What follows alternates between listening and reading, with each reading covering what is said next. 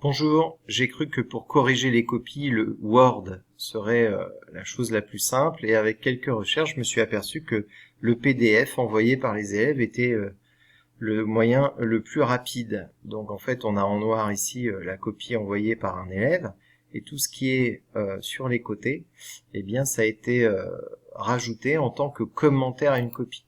Donc ici, je vais dans les commentaires et je m'aperçois que je peux souligner, barrer, rajouter une note ou une légende, comme par exemple, voilà, ici,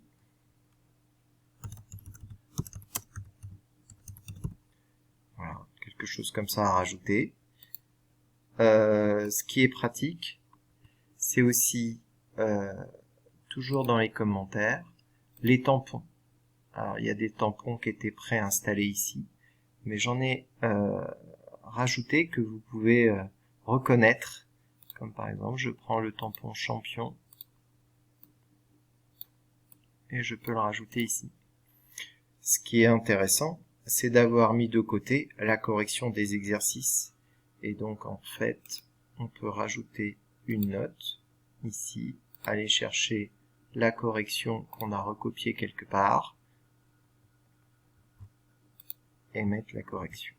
Ainsi, je me suis aperçu qu'au final, on mettait plus de contenu sur une copie numérique que sur une copie papier.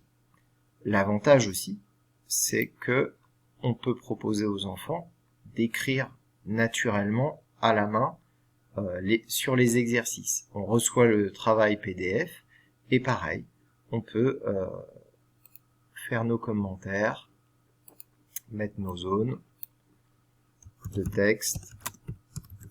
Voilà. La copie de l'élève ne va pas changer dans la mise en forme.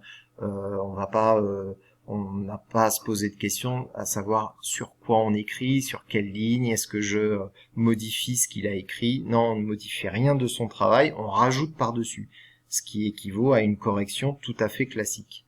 On enregistre, on envoie à l'élève et il reçoit la feuille avec ses commentaires. Acrobat Rider a ses capacités de mettre des commentaires, mais là c'est Foxy Rider que j'ai utilisé. Voilà, avec ces textes que l'on a pré-enregistrés avant. Voilà, j'espère que ça vous aidera.